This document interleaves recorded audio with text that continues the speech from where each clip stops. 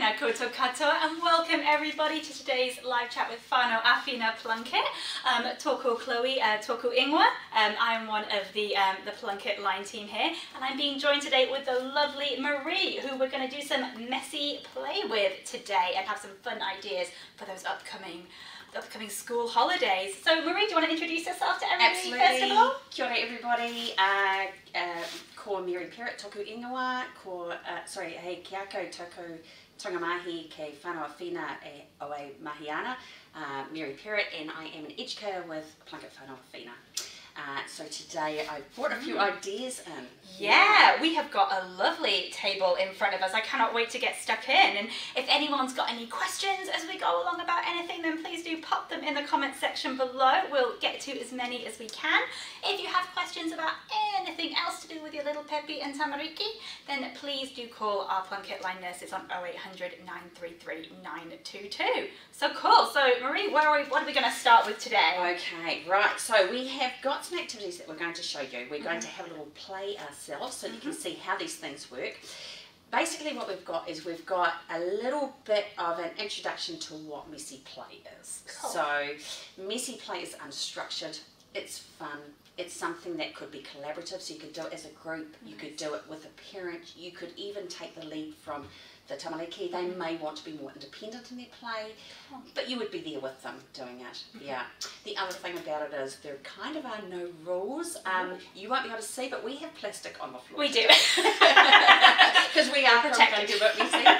We've got a plastic tablecloth on here. You know, if you have something at home, just put things down so you're not going to be worried about it. I think that's the main thing, is just be aware that there will be a little bit of mess, and wear some clothes that it doesn't matter. So maybe have some clothes in the bottom drawer for the little ones that they can put on for this type of activity. Cool. Yeah. Sounds good. Yeah. Awesome.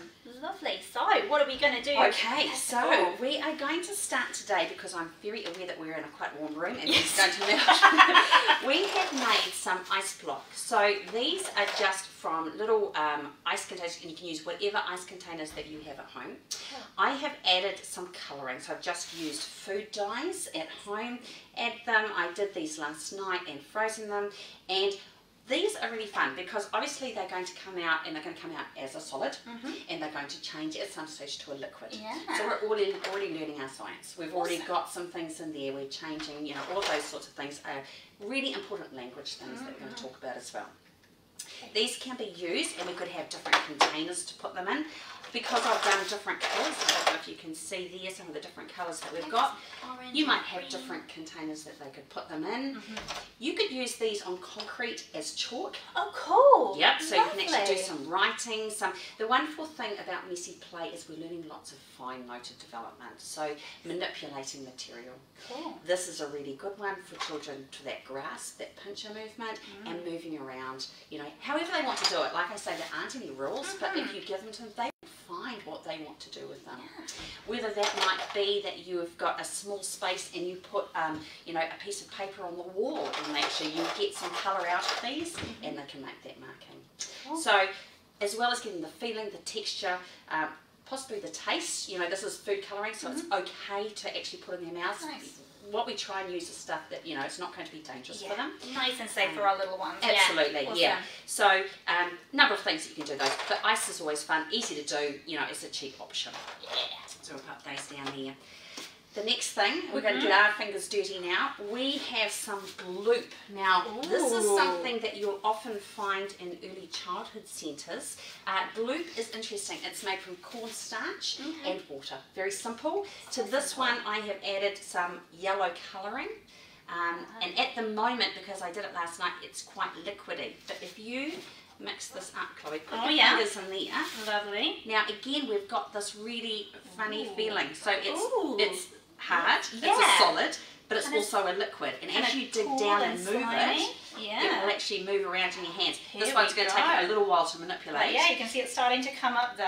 Absolutely. And so the difference in those feelings, there's lots of language that will go with that as well. We can talk about that. And these textural things are actually really nice for children to get their fingers into and really have a good feel and try those out. You could put the lid back on this and put this in the fridge and use this for a couple of days. I think we do need to talk about the moment we're in winter. We've got some bugs going around at the moment.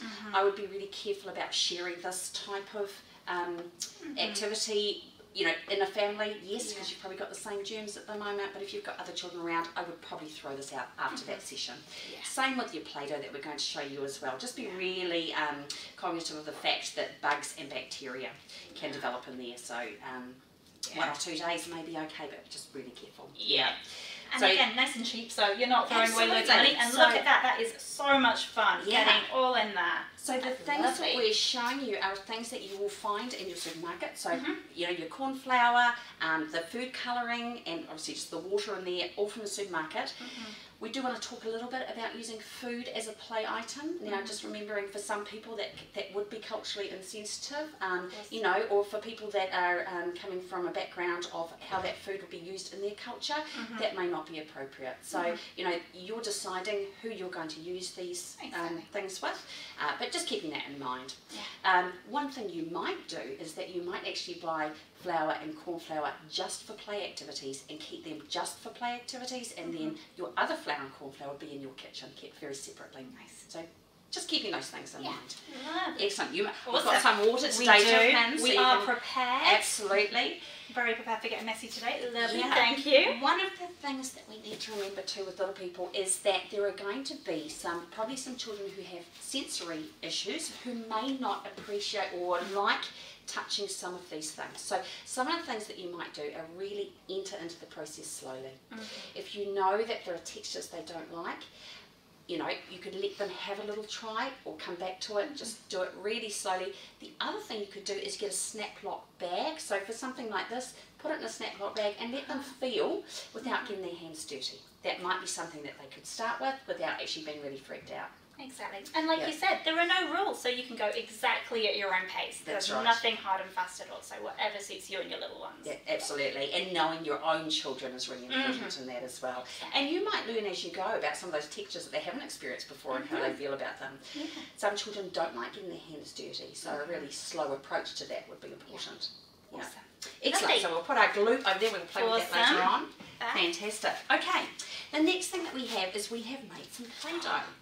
One of my favourite things. So many memories. So many memories from this Play-Doh. Lovely. So we'll take a little bit each. Awesome. Play-Doh again is made with flour.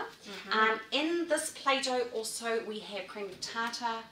Probably the only thing that you would have to get from a supermarket. You may not be using that for other things in your house, but oil, water, food colouring. Something nice you can put in there is glitter. Oh, fab. Sometimes people put a little bit of essence in there that they can have a nice smell. Again, for children that may have some sensory type issues, smell might be something that's not great. So again, think about that before you're actually using those items as well. So with Play-Doh, again, we've got this manipulation going on. This is also a really nice thing for children to play with their parents, you know. So as a whānau, you could sit there at a table and you could actually be having some really good conversations, making things. Again, that collaborative element to it, or it could be, you know, you have 2 or 3 children doing it together. Just remember about clean hands and snotty noses and all of those sorts of things in regard to this will grow bacteria very quickly. In perfect conditions, it can be kept in your fridge, so airtight container into the fridge, and you'll get a couple of days out of that, no problem at all. Lovely. But after that, I would be chucking it out. So this one here, you know, we could make some little figures. We could make a little, you know, a little road and make cars to go on it. We could make a little person that I'm kind of doing now very quickly, but that is a fairly good effort. Absolutely. No arms or legs, but that's okay. That's fine. And the world's your oyster, really, isn't it? It's all about imagination and experience. Awesome. The other thing to remember is make it open-ended. When you're questioning children, when you're having a chat with them, you know, try and make it open-ended questions.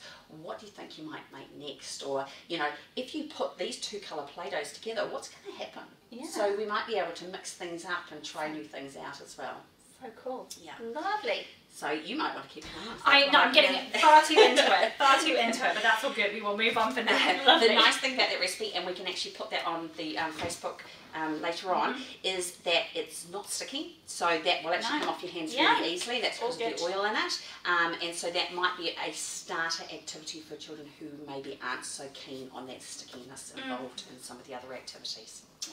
Okay, I'm just going to jump in because I actually have got some library books here, and I want to talk about the fact we're talking about this language, the rich language that comes from this type of play as well. But you could also think about some of the things that are happening. We've got tamariki at the moment. So, you know, that could be a theme that you talk about before they go and play. You know, we're looking into the sky at night and we're waiting for the new year. What can we make around that? Or, you know, what sort of experiences can we expose them to? There are some lovely books, tamariki books at the library at the moment. I saw a great display when I went in there. Awesome. Libraries are a great source of books. You know, when you're got a local library, it's free. You can get heaps of books, take them home. You might even think ahead of time about what you're going to be doing with the tamariki and actually find some books that are thematic, you know, about that type of thing. I've brought some here, and I'm actually going to read one out later, but, you know, for instance, this one here, Tāne Mahuta, has a forest. So if you've got a little one who is making, you know, using flowers in their sand and all that sort of thing, this might be a nice thing to move on to. This one comes with a CD, so this is a library book here that you can take out for 3 weeks. And you could read it, listen to it. It could be done before, after, during the activity. Music, actually, while you're doing messy play is really cool. You could actually have classical music. You could have nursery rhymes, something repetitive. You could have something really offbeat. They could be conducting. It's really nice synergy to be doing this type of activity with some music as well. So just remember, you know, and try different things, you know, it could be a different experience each time. Exactly. You can have a little sing-song while you're doing your Play-Doh and absolutely. Be inspired by what you're listening to. It's fabulous. Awesome. Yep, definitely. Okay, so we'll look at some of these books later. Cool. The next thing is we've got, and this is my favourite, bubbles. Now, for those of you who want to buy it at a shop, absolutely fine. So you can buy the bubble mixture, you know, basically get your $2 shop, warehouse, wherever you want to get it. I've actually got a recipe, a very simple recipe here that I have made it with, and I have used the good old sunlight. And the other thing I did is I went to the chemist for glycerine, and the only reason I get it at, you know, this to go in it is it does make quite strong bubbles. You could just use that if you wanted to, less water. But these make nice and strong bubbles, and these also can make quite big bubbles. So if you're going to be making, you know, large bubbles outside, this might be the key ingredient. So that's glycerine, and you can get it at your chemist, and that will last quite a while. This one is actually a $10 bottle, but that will probably last me a significant amount of time. Cool. Couple of things we can do with our bubbles. So what I've done is I've gone into my kitchen drawer and I found some things in there that I can use to blow the bubbles. This one was from a shaker bottle that I just had sitting around. That one I use when I'm making little fried eggs. Fried eggs, exactly. And this one here was actually my piping for my icing. So I thought, well, let's give it a try. Shall we dip in and have a go? Go for it. Brilliant. Okay, which one do you want to use first? I want to use the piping bag. Excellent. That looks so much fun. Lovely. So just no rules. No rules. There are no rules. This is rules. the beauty of it too. Awesome. Grab something out and try it. How's it going to work? There you go. I want a big bubble, so I'm going to go with this end. Excellent. We're going to put it in here, and then. Oh, done. That was lovely. First time have another little dip in here. See if I can make it last a little bit longer. That is a good bubble. And you might not be able to see in the camera, we've got lots of colours in there. Oh, it's hanging out, but that's all good. Brilliant. Fantastic. Well, it was beautiful while it lasted. That was a very good beautiful while bubble. it lasted. So the bigger your surface, the bigger bubble that you're going to make. So it's trial and error. It's giving it a try. We'll just show you this one here. So this has actually got lots of different parts to it. I'm dipping it in. I actually don't know how this one's going to work, so we'll give it a try anyway. Ooh, beautiful little bubbles coming through. Oh, hello. Oh, fabulous. So that's giving us totally different ones. Got some in the middle, little ones at the side. It's actually left some bubbles on there. So like I say, it's that whole thing of just give it a try. In your kitchen, you're going to have lots of things that you can actually use. Kitchen drawers are amazing for children and for play equipment. So much good. You don't have to buy all this sort of stuff. No, you could make a little kind of treasure hunt as well. Let's find 10 things around the house that we can blow bubbles with. Absolutely. Yeah, give it a good try. Yep, definitely. And each time, you know, you'll go away with more ideas. So you'll come back to that activity, because you'll probably find that once you've got an activity they really enjoy, they'll be going, please, please, can we do it? So you can come back to that and just, you know, adapt and change. Awesome. Yeah, as you go. Excellent. Also with this bubble mixture, I'm going to put some of my green food colouring in here because there's another quite fun activity that you can do, and I'm going to mix that up. Lovely. This one is with a straw. Now, reusable straws, fantastic. So I've got a metal straw here and I'm going to mix it up. Lovely. Shall I lift it up a little bit so we can see absolutely. that? Here we go. Next thing I'm going to do is I'm going to blow into this mixture. Just be really careful, obviously, with little ones, that it takes a little while to work out that blowing mechanism. In here we've got the glycerine and we've got the sunlight. Probably don't want them to be drinking too much of that. It's okay, but it's not going to taste very nice for them. So I'm going to blow in here. Ooh. And I hope everyone sees those bubbles coming up there. Oh my goodness. It is like a sort of mad scientist lab. This is fantastic. Absolutely. Look at this. And each time you do it, you're going to get a different reaction. The bigger the container, that's going to look different. The bigger the straw, it's going to look different. Yeah. And then we can do some art with it. So I've just brought some little pieces of paper. Every time you put a different colour in, you're going to get a slightly different colour that comes from the bubbles. But I'm going to pop this piece of paper on top. Let's hope that's going to work for us. Okay, at the moment you can see the bubbles on, and we can see that this is probably going to be hard to see there, but you're going to get a green, because I've got green, a green mottled effect on there. But the more colouring you use, the better the effect will be, and the further down you put it into the water. So give it a try and just try different things out. But you know, that one bowl of bubbles is going to last you a little while, and a couple of different activities. Fabulous. Yeah. Lovely. So again, just that safety thing. When you've finished with it, probably we would use that in our washing up, you know, reuse, recycle, let's not just chuck things out. But again, we're talking about those germs and everything else, so we do want to get rid of it. And you could have a special container that you keep just for that purpose. Yep, absolutely. Awesome. Okay, fabulous. All right, just going to wash my hands a little bit. Okay, now you saw the sand we had on the table. We have it here. Now, again with sand, this is a really nice thing for children to get their hands into. Cool. There are lots of things you can do with sand. So I've got a bowl here, we're going to add some things too, but have a think actually if you are playing with sand, all of the different things that you can do. If you flatten this out and children are putting their fingers in and moving around, they can actually start doing letters and numbers, they can actually be making pictures in there. It's very versatile. You know, so one bit of sand is going to last you for lots of activities.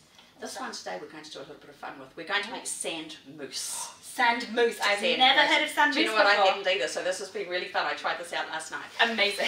Again, I'm just going to use the sunlight. So I'm going to pour a little bit of sunlight in here and trial and error. You know, each time you do it, it'll be different. You're going to get a different sort of mixture to it. So I'm going to pour a little bit in there. And the next thing is we're going to pour some water. Lovely. I'll just show the camera, see about how much we put in there. Yep. There we go. Any dishwashing, you don't need to use sunlight. Obviously, any dishwashing liquid that you've got will be other fine. washing up liquid is available. And I'm going to use a little bit at a time. Lovely. And I'm going to get you to mix it up. Let's go for it. Hands in. Hands in. And you can tell me, we want a moussey sort of feel to it. So we'll just keep adding until we get the a little like a chocolate mousse that we can't eat. Yeah. Oh, so that's a little bit sad, but that's okay. Yeah, I think a little bit more water there. A bit more in there. Nice and moussey. Okay. Brilliant. Lovely. And you know what, we're going to talk about mud pies soon, so we're getting that type of feel to it too. If you've ever made a mud pie, that lovely squishy feeling in there, all that rich language, there we go. Look at that. So now we've got a fluffier product, and it actually is quite stable. So we can actually be moving it together, we can be making things from it, we can be feeling it through our fingers. This would be another activity where you could change the sand in the plastic bag for those textural issues. If there are children that don't actually want to feel it while it's wet, but they can still see it when it's in a bag, how that changes. So, you know, have a couple of those Ziploc bags and you can try different things with it. Fabulous. We can start adding things into this as well. So we can be driving our cars through there, we can be making things that go in, and we can hide things in there. That's the other thing. You could play hide and seek in this, you know. People then come in and I've got to try and find things. Yeah, got to guess what's in there. What does that feel like to you? Awesome. Yeah, so like I say, these activities, it's up to you how you use them. It's imaginative. And we don't want to put any rules around this. Put it there and you will find that the tamariki really come to the fore in regards to how they want to use it. Yeah. And every child will be different. Exactly. Awesome. They'll find their own little games and stuff to do with it. It's fabulous. Awesome. Brilliant, but we've not finished. You might want to wash your hands first. Oh, I will give my hands a wee rinse in Excellent. here. And there's your towel. Yeah. Always have that warm, soapy water handy. Yep, Excellent. there we go. And I think that's the thing just to remember too, that after this type of thing, it's very easy to clean up. You know, if you want to, you can pop them into the shower or the bath. You can hose their feet down outside. One of the things with sand is it's a lovely thing on the feet as well. So I know we're in winter, but if you can get outside, if you've got a carport, or if you want to go to the park, you know, at the park often there'll be a sand pit there. Feet in sand is another great texture. You know, we want to try it out with all parts of our body. So don't be afraid to find a muddy puddle or a sand pit or something where they can get that experience. As young as, 6 months, getting those feelings so that they can feel those textures. Really good for them. Okay. More sand, but slightly different activity this time. This sand here is in my Snap-Lock bag. I'll turn it around this way so you can see it. And I could do this in a container, a bag, I could have it inside or outside. I've used it as a bit of a hiding thing. So what I've got in here is I have put some environmental materials that I have found outside into here. And I'm going to get Chloe to dig in. And with her eyes closed, I want you to feel in there. Okay. And when you strike something that's solid, have a think. I think I've got something. It feels, it's got some nice little knobbles on it. I think that is a twig or a stick. Excellent. Yeah, I got that right? Yeah, absolutely. Amazing. Cool. And again, the imagination. So it might be a stick, or it might be something that came from a dragon. Exactly. It could have been something that they read in the book earlier on. All of those textures and feelings, this language, I can't sort of express enough how much that talking and the feeling and the language that comes from it is so important. Awesome. Yeah, have another dig. What else do you find in there? Let's have a feel around. Ooh, I've got something else. Oh, it's a little bit harder, a little bit more solid. Maybe like a stone or a little pebble from the beach, something like that. Shark tooth. Was it a shark tooth? Or a shark tooth. It might be too. What did we find? It may well be a shark tooth. Nice. I'm no expert. It could well be. Absolutely. It could have been, if it was around Easter time, it could have been an Easter egg. It might have been, I don't know, Welsh oyster. Could have been anything. Yeah. A really, really big kidney bean, maybe. Who knows? Who knows? Absolutely. Fabulous. So, very simple. These types of things are found outside. If you can, Mache 10 probably has a bag of sand that you can go and get. Yeah. But, you can keep these as well. This could be zipped back up, put in the garage somewhere or a shelf, and then brought out at various times. Awesome. Again, you can use it for all of those different activities as well. Yep. Fabulous. Brilliant. I'll have another little have a dip in there. In here. Absolutely. Bit of hand washing. Yeah. Lovely. Now, I was talking before about mud pies, so this is a bit close to my heart because I used to love making mud pies when I was little. And mud pies are one of those things I think it's synonymous with childhood, isn't it? A puddle, some mud, mixing it up, putting it in a dish, whatever you've got, and then playing with it. So we've got that, manipulation and everything else. Mud pies are great for that investigation and that, imaginative play. And when I was at the library, I found this great book. It's called The Mud Book, and I thought I might just read you a little bit. Lovely. Go for it. Really important to remember how we can use books to go alongside this learning. So it says mud pie. Lovely. Some dirt and enough water. Mix dirt and water until it stays wherever you put it. Instead of running the water down, it got away into the dirt and it's sloppy, and then you squeeze it until some of the water gets out. Dump it onto a newspaper, and look what they've done here. So they've made some shapes on the newspaper. Newspaper is actually a great thing for when you actually do this activity. You could use that to line the table as well. Bake outdoors in sunshine where nothing is dripping. Mud layer cake. Lovely. And so it goes on like that. It gives ideas, but this is one of the nice things about it. This could be before you do the activity, it could be after the activity, it could be during the activity. I mean, you could be sitting down reading these books while the tamariki are actually playing with the equipment as well. Yeah, we said about music being the soundtrack. They could be having loads of fun. You could be having a little read to them, and they're taking those words in, They're just sopping everything up. Little sponges. Yeah, absolutely. Awesome. And I think the really important thing to remember is that part of this is actually that togetherness as well. You know, don't set it up and then just leave them to do it. I know you've got other things to do, and you sometimes will need to go off and do things, but be there and be a part of it, and let them lead you about how they want you involved. They might have firm ideas about that you're just going to be doing the watching, or they may want you actually involved, and they may actually direct you. So I think that's really important too, is taking your lead from the tamariki about how they want to actually use it. We don't want to put those rules in place. We don't want it too structured. That's the thing about messy play.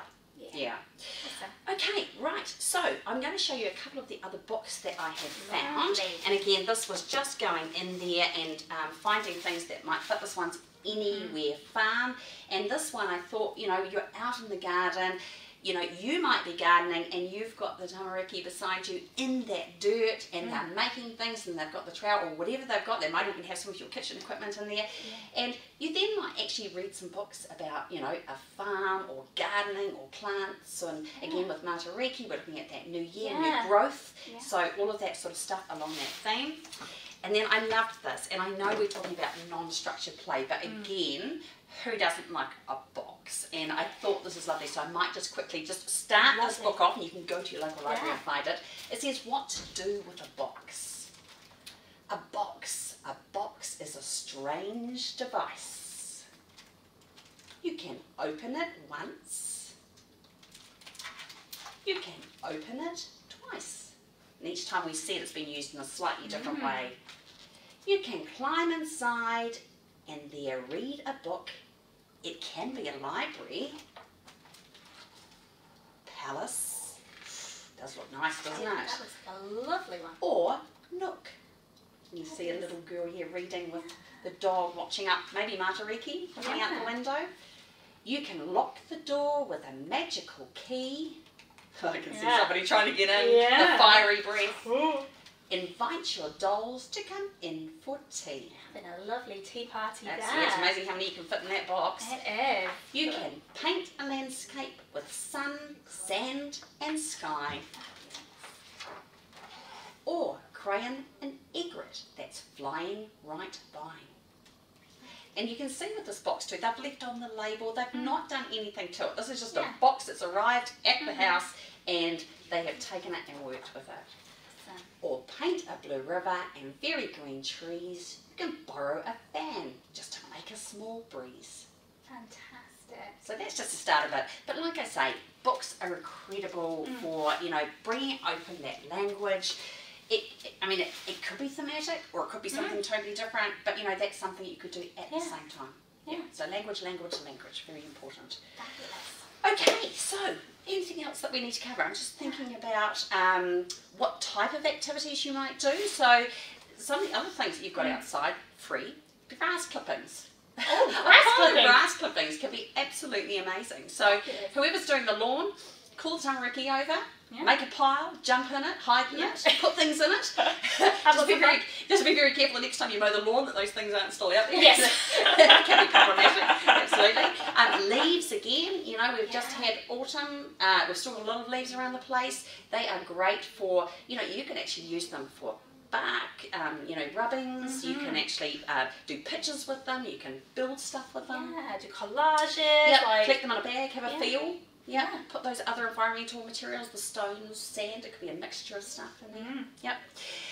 Shredded paper, which is really interesting. You know, a lot of people shred paper, and that can be a really nice thing to use. Again, it feels good, you can hide things in it, it can bulk things out if you're building things. So that's again free if you've got a shredder or access to someone who shreds. So we had our sand, the water, the ice, the bubbles. We had gloop. You can make slime. Slime from your childhood. Slime's quite fun, and again feels nice. It stretches out. You could do fun Lots things of good with fun in there. Get it all up in your hands. Absolutely. You're going to get some of that rich language there, that gloopy, that slimy, all of those things that they're going to talk about. Finger paint. Again, you can use that with, you can make that from corn flour, some water, some colouring. You actually heat that one, you need to make sure it actually cooled down, but we again can put these recipes on there. But that's lovely, you know, a piece of paper on the wall and a little bit of finger painting feels lovely, and that's something you can do with them too. Exactly, you know, you can be alongside. Yeah, again, you can use like old newspapers or old magazines and kind of use that as a base to get those colours in too. Yeah, definitely, absolutely. So we had a mud, and the other thing is paper mache. Do you remember that from your time? Oh yes, paper mache is lovely. So you're using, and you can again, you don't need to use. You don't need to use bought glue. You can actually make it out of flour and water, which is actually nice and sticky. And you know, rip up bits of paper. I think we all still get lots of things in our letterbox. If you don't have the sign on, you know, rip some type of thing up and use that, and make things from it. And again, no rules. What it looks like. It will take a little while to dry, but you know, it's a really proud moment when you can actually come away with something that you've made too, and it feels lovely. And you can keep that and have that as their little sculpture that they made, which is fabulous. Put July 2021 on there, give it to them on their 18th birthday. They'll love it. Great idea. Fantastic. Absolutely. Yeah. So some of the things that we are learning while we do this, so what type of development are we looking at? So we're looking at that social development, so we're working alongside, we're connecting with people. It could be independent, but you know, that rich language that's going on, you're going to be making some choices. There'll be some cooperation probably going on, but we're using those materials. Physical, we're looking at that fine motor development. So we want them in there feeling and moving and manipulating. That's getting them ready for writing. That's a preschool type activity that will get them ready when they're actually going to be using a pencil when they get to school.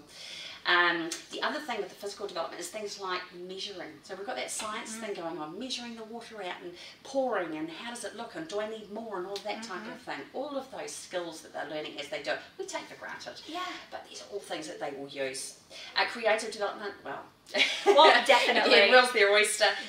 It's not planned. It will be messy. There are no rules, so it's that unstructured element to it. Makes it more creative. Language development. We've talked about how important that is. So you know, bringing those songs, the rhymes, the books, the language, all of that type of thing to develop. And then the cognitive development, so they're doing some problem solving, and they're also looking at cause and effect and what that looks like. You know, if I put this here, what will happen if I take that away, if I add this? You know, colours, textures, movement, all of that type of thing. Awesome. Yeah. Fabulous. Lovely. Well, this is such a huge range of ideas and things to do, and I have had a blast. I hope you guys have enjoyed this half as much as I've enjoyed doing this today. And yeah, get out there, try these things out. As Marie says, you know, there aren't any rules. Just go for it. Whatever works for you guys and your whānau, have at it and have a fabulous school holidays. And as we said, we'll be posting some of these some of those activities up and recipes, absolutely. The one other thing I would just say is just be relaxed. I think the main thing is, you know, these are ideas. Not everyone will feel comfortable about doing messy play at home, and that's completely okay. There are lots of play groups that actually offer that you might want to go to. Join up with friends, take turns. You know, don't have to do it inside. It could be an outside activity. You could do it at your local park. You know, just because you're living somewhere that you don't have the room, you still can get out to a park or something out there and give it a go. And start small. Just see how you feel. And if it's not a day where you feel like doing messy play, don't do messy play. Do it another day. It's certainly no pressure, but it's a lovely thing, and you'll probably find that you do enjoy it. For some people it might feel stressful at first, the messiness and the dirtiness, but I think when you see the joy from the tamariki, that you will probably absorb that yourself. You will. And there's nothing nicer than getting down playing with Play-Doh. I was just about to say, the nostalgia that you feel just picking this up and squeezing it, it takes you right back, doesn't it? It's fabulous. Yeah. Lovely. Yeah. Awesome. Well, thank you so much for today, Marie, for coming and showing us. No worries. And if you, as I say, we'll be posting these things on our Facebook page, so do keep a good eye on that. We'll be back in a couple of weeks for another Facebook live chat. And as I said before, if you have any questions, any concerns about your tamariki or pepe going forward, always feel free to call us at PlunketLine. Our nurses always love to hear from you guys. And yeah, that's all from us today. So kakite, thank you so much, everyone. Thanks for watching, and have a fabulous rest of your day. Bye now. Bye.